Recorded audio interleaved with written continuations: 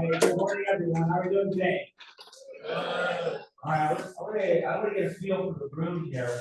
I want to know what teams are here. So if I'm gonna wave my arm around like this, just yell out your team name when you see my arm passing by. So what teams do we have here today? Woohoo! Open source.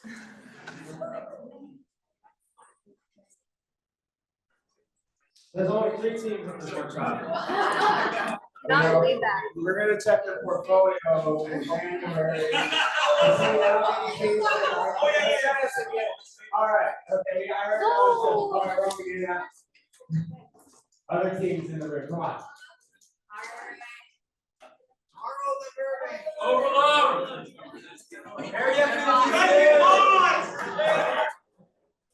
All right, absolutely. Thank you, everyone. So, normally, this is my 4th year here at FLYSET as a speaker. I've been coming to these workshops since probably 2018. And normally I have a slide deck, and actually, the previous 3 years, I was in the back of the room making the slides before my presentation. And this year, I wanted to completely go slideless. And I just want to talk to you guys about a couple of things that are not only on my mind, but they're on First's mind. They're on First and Texas' mind.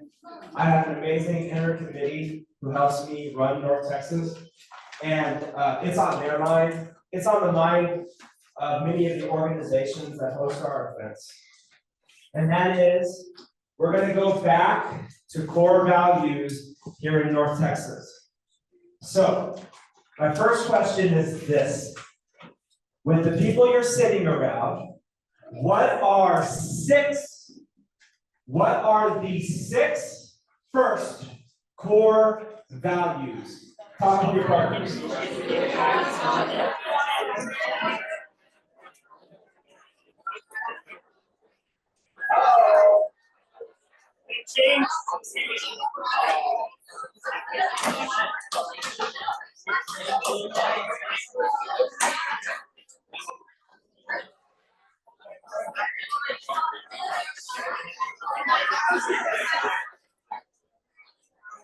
Three, 2, 1,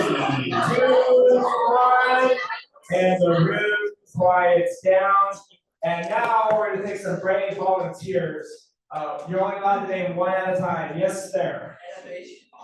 Innovation. He got one of the 3 I's. Thank you. Yes, sir. Fun. That's an F. That's not your grade. That's not your grade. That's just there's 6 core values. 3 of them start with the letter I, and then it's FTD. I don't know why I didn't think to do FTC. All right. Inclusion, yes. Teamwork. Discovery. Impact. Did we get all 6? Yes. All right, give yourself a hand.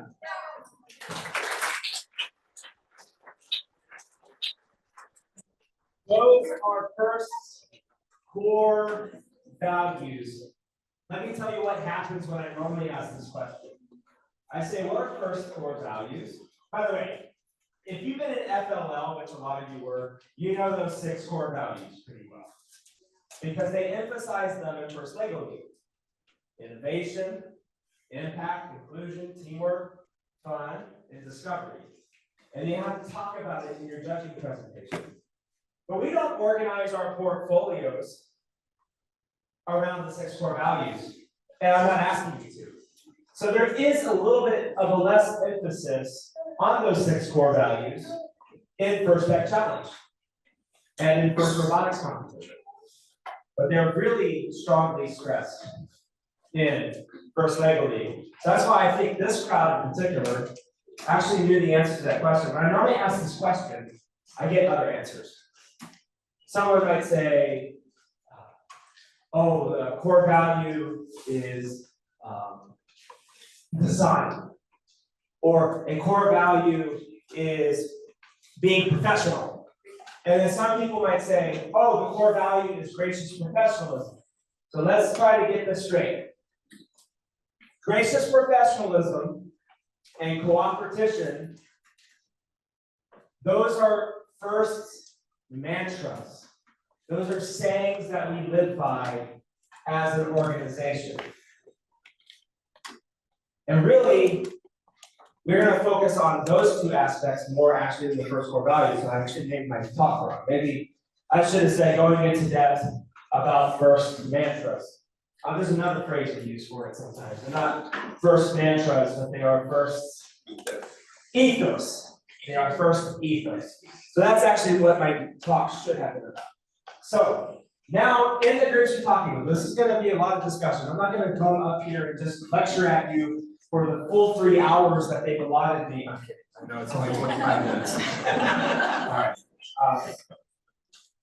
I think I've gone for 5 minutes so far. Can someone set a 20-minute timer for me and start it like 10 minutes from now? Okay, so in your groups, I want y'all to talk about this. When was the last time you saw true, authentic, gracious professionalism or cooperation at an event that you participated at? Talk with your groups. I'm going to give y'all about 2 to 3 minutes.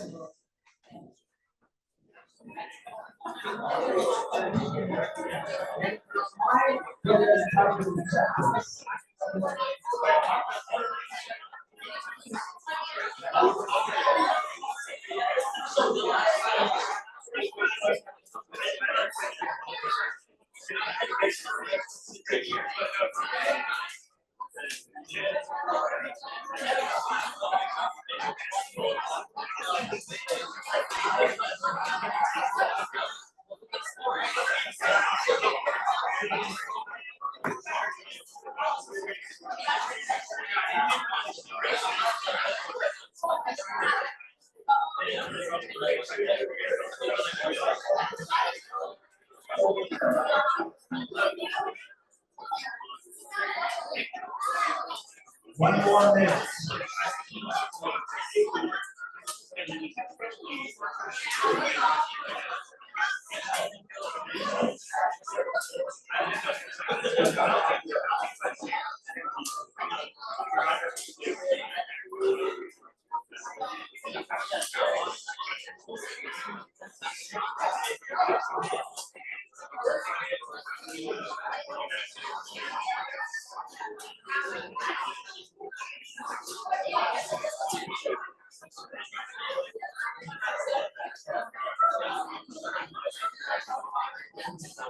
Okay, start to finish the spot.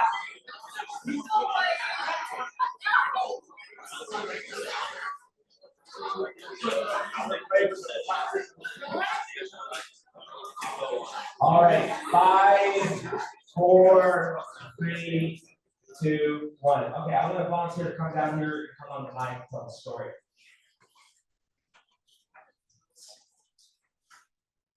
Someone.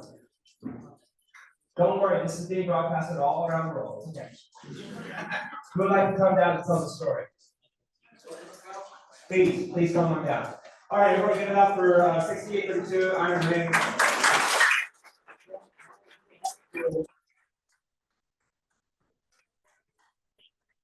All right.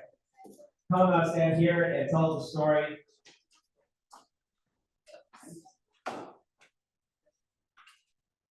So we have 2 stories. Okay, go ahead. It was 2023 World Championships in Houston, and the Libya team, their robot never came into existence. So every single team at Worlds, they basically had to rebuild the robot completely from scratch. And every single team at Worlds tried to get together every spare part they could, and all of them gave them to the Libya team, and they ended up doing really well at Worlds with the parts that everyone else graciously loved. Great story.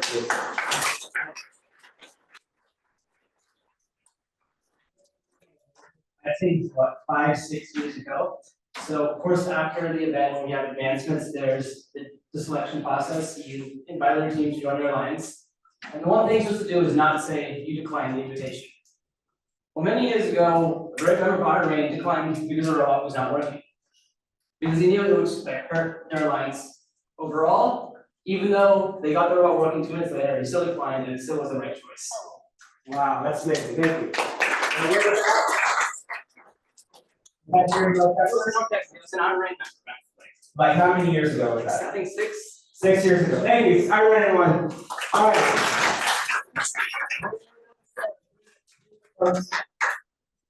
I have 20,000 stories. Well, not that many, but I have a lot of stories. I want to hear some more.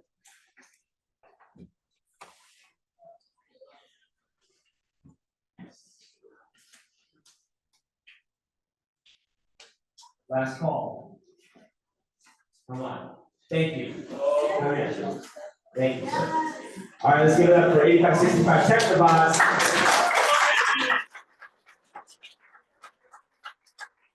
So this story happened just at the World Championship that occurred in Houston, Texas. One of the teams in our division, Robo Octopi, we were able to see the chassis perform really, really well on the field. And afterward, we went up to their team and asked them how were they able to create such a compact chassis and how they were able to do it. They showed us the robot right after they finished their match, and they actually took us to the field, show us all their spare parts and how they were able to compact all their motors and how they optimize the gear ratios. And we really did learn a lot from that chassis. Wow, thank you. Thank you. Absolutely. I can do this all day. One more. Come on. One more person. They gotta have some sort of story. Some sort of anecdotal story that happened about gracious professionalism.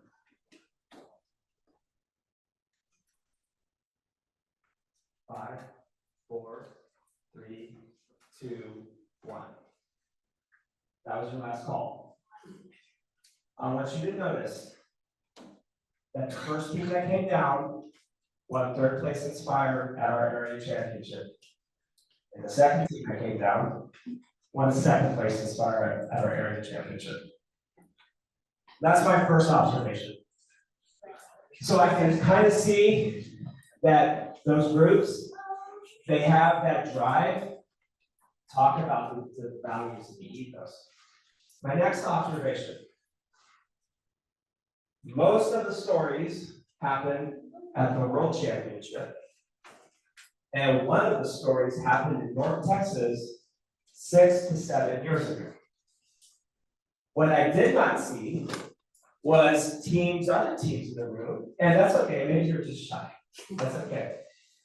I didn't hear a story about something that happened in North Texas.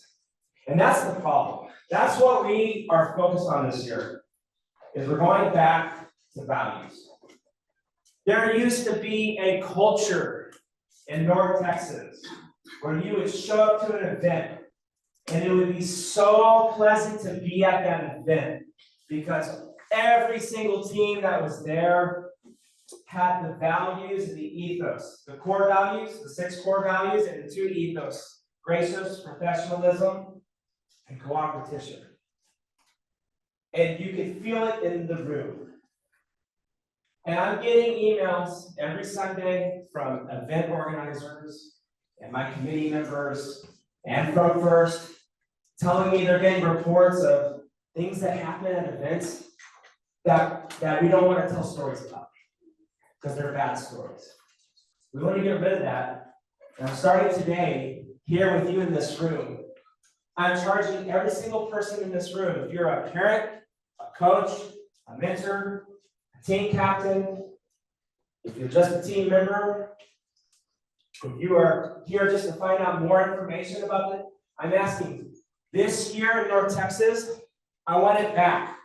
I want that feeling back. And let me tell you a couple of stories myself now.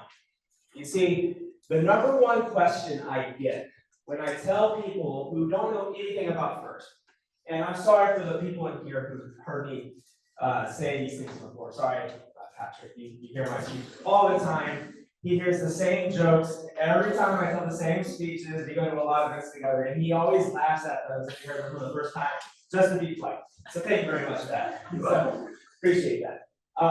But the number one question I get from people when I tell them that I am a robotics coordinator for North Texas, do you know what the question is? Is it BattleBots? Who's gotten that question before? Raise your hand, let's be honest. Yeah. Dude, oh man, you like do battle box competitions, dude? That is so cool. I watched that on TV the other day. I saw two robots go at each other, and it was so awesome. Yeah, I love battle bots. I said, no. First tech challenge is not battle bots. First of all, that would be horrible if it wasn't. Let me tell you why. You're gonna work really hard starting on September 7th. You're gonna go to your meetings and you're gonna work 10 hours a week. Some teams are gonna work 30 hours a week, which depends on all rules or whatever. And then some of you are gonna be working hard for months and months. And then match number 1 at your big meet number 1, and you're up against 85-65 and 68-32 on the Blue Alliance, and here you are on the Red Alliance, and you showed up with 1 robot to the competition. 3, 2, 1, go! In! They come, they have a saw, boom! And now you have 2 robots at the competition. And now you can't play match 2, 3, 4, or 5. All that hard work down the drain. Battle bots. Now, interestingly enough, I watched the Battle Bots TV show the other day. The guy sawed the other guy's robot in half. And then the guy who lost gave a hug to the guy who did it to him. So somehow, first values are seeping into Battle Bots. When Dean came in 1989, founded FIRST, he wanted to create an organization for the inspiration of science and technology. That's what FIRST means. For the inspiration and recognition of science and technology first. He brought the idea of science and technology, and all of the speeches today that they were talking about, why most of you came here, was to listen about how to do better wires, how to make better side plates, how to do better programming. That's great. I'm glad we're here for that. There were a lot of talks here today, and is it the blue track? Is that what it's called? Blue track's gonna be in this room. Yeah, the blue track's gonna be in this room. Love it. And Be there, be squared. some of the sessions are about outreach and how to make your portfolio. I read the thing. So we have some of that going on. So I'm like, you know what? I'm gonna make a talk about this right now, because this is the most important issue facing our region right now. If you show up to a North Texas event and you don't feel the energy like it used to, that's why he came here today. See, Dean came and did find FIRST in 1989 for you to learn science and technology. But it was his friend Woody, Dr. Woody Flowers, who came in to his organization and said, Dean came, listen up. We have to make sure that we have a competition, not for the sake of destroying others, but to build each other up. That's a quote from Woody Flowers, not exact, but something very, very close to that. You see, in our program, our robots don't go out to destroy the world. Our robots go out there to build it up. To accomplish things, not to unaccomplish others' things. Because that's what BattleBots is to make sure another team is unaccomplished in a match by destroying the robot. Rather, our program, think about every task: parking, building, stacking, swimming in water. Oops. No, okay, I'm just kidding. But by the way, this year the game isn't a fluid. It's called air. Okay, so thank you. See, see, I like to do lots of like that. Anyways, I forgot my point. The tasks are to accomplish things, to do things, to make things higher, to make things more grand. We have end game. We have end game. You're supposed to lift yourself off the ground. It's last year's game, right? You lifted yourself off the ground. You're getting higher. Nothing's about going lower, even though this year it's falling into the deep. But it's all about accomplishing things. So your robots are doing it. Now I'm going to ask you a very specific question. Is your team doing it to other human beings when you show up to an event? I always tell the story of Team Henry. It's a story told to me by one of the first certified trainers in Canada. It's a story about a high school team who joined a first event. And there were like 3 or 4 members, and they had a coach who was very enthusiastic, and they were ready to go. They got the funding from their school, they purchased the kit, it came in the mail, the team was ready to go, the coach dies. And now the team has no coach. And without that coach to lead the team to success, what will happen to the team? Well, one of the team members, they had band. The other team member had debate. The other team member had the volleyball. They weren't meeting. There was Henry. Henry was left. He shows up to his first robotics competition by himself. He shows up, he's carrying a box, it's blue, sets it down on the table, says, my team's here. I go, okay, who's on your team? Me. Where is your robot? In this blue box. They open up the blue box, everything's still in its plastic bag. Everything's still in its plastic bag. They don't see a robot in here. He says, it'll get built sometime. They realize that this kid showed up to a competition with the kit and no one else. So what did the competitors do? Well, let me tell you what they did not do. They didn't laugh at him. They didn't be like, oh, phew, that's just one less person to compete against at this event. Oh my gosh. There's already 18 teams here. Now it's only 17, and he didn't bring a portfolio either. So we're in good shape, guys. That didn't happen. Every team at the event, every single one of them, designated one person on their team to walk over to his table, and within an hour and a half, they had built a robot. And it worked, and it passed inspection. And then he's playing in matches. He needed 2 players. There's 2 game pads, right? He was playing 1 game pad. Every person at the event, they did rock, paper, scissors to see who would get to play with Henry in his match. So now his competitors are playing alongside with him with the game pad. Now I don't know if this is okay with the rules or not, but it makes a hell of a good story, doesn't it? Yeah. And now It is okay with the rules. it is okay with the rules. You have to have approval of the event director, but it is okay. Okay, cool. We got confirmation from our rule expert that it is okay with the rules. And I know it is definitely okay with the ethos and the racers' professionalism and competition aspect of first. Well, anyways, that's Team Henry, and he's walking out and he thinks his day's done. And he overhears over the speaker, and we would like to invite Team Henry to join our alliance. He's like, what? Someone's inviting me to join their alliance? And he goes in, and now he's in semifinals. And he's playing semifinals. And now he's actually in semifinals and he loses. But he wins. Because at that event, everyone there made it happen for him. When his coach died and his 3 or 4 friends decided to go to a debate, band, or whatever competition else that day. He was by himself. And everyone at that event was on Team Henry. Everyone considered themselves to be on Team Henry.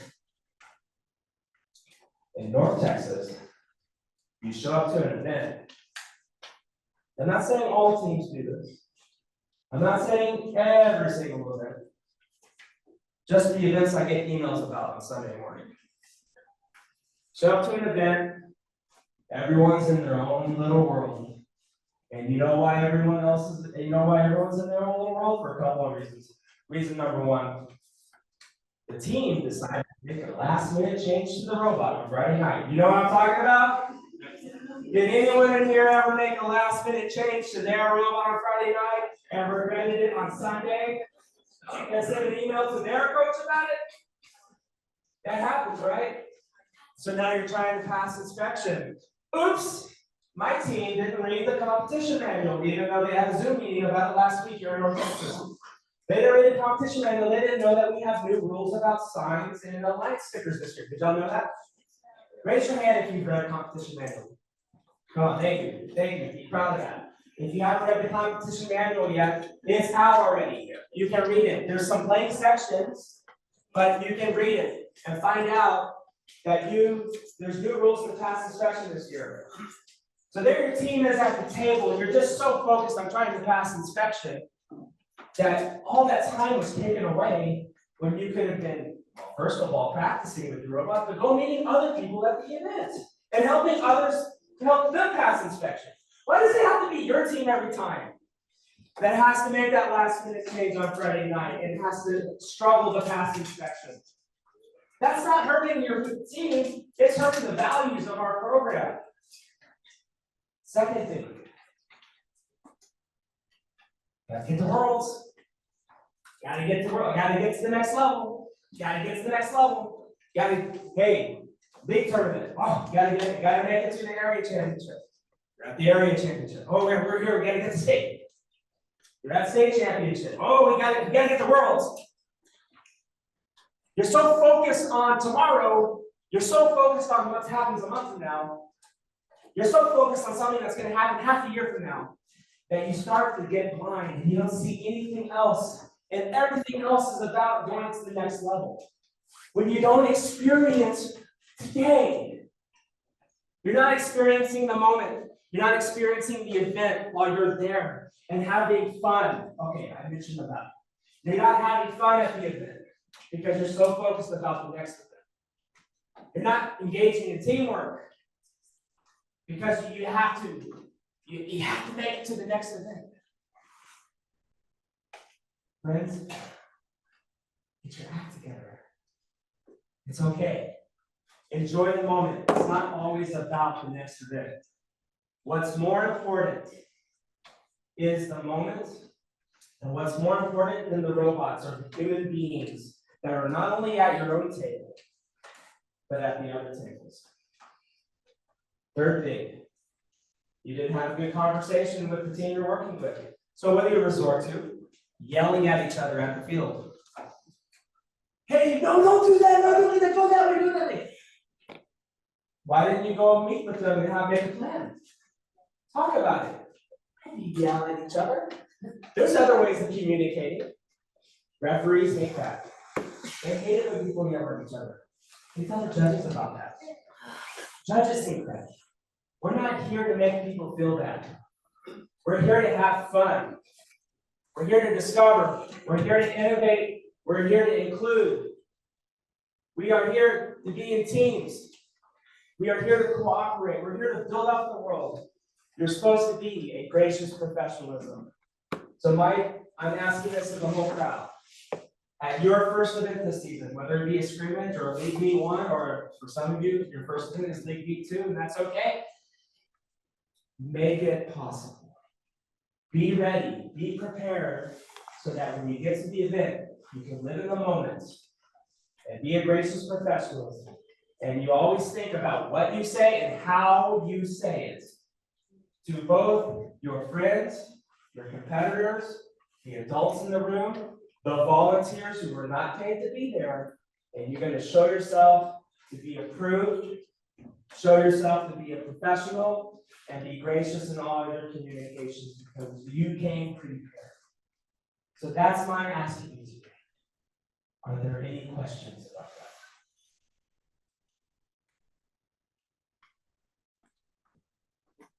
Thank you very much. Now,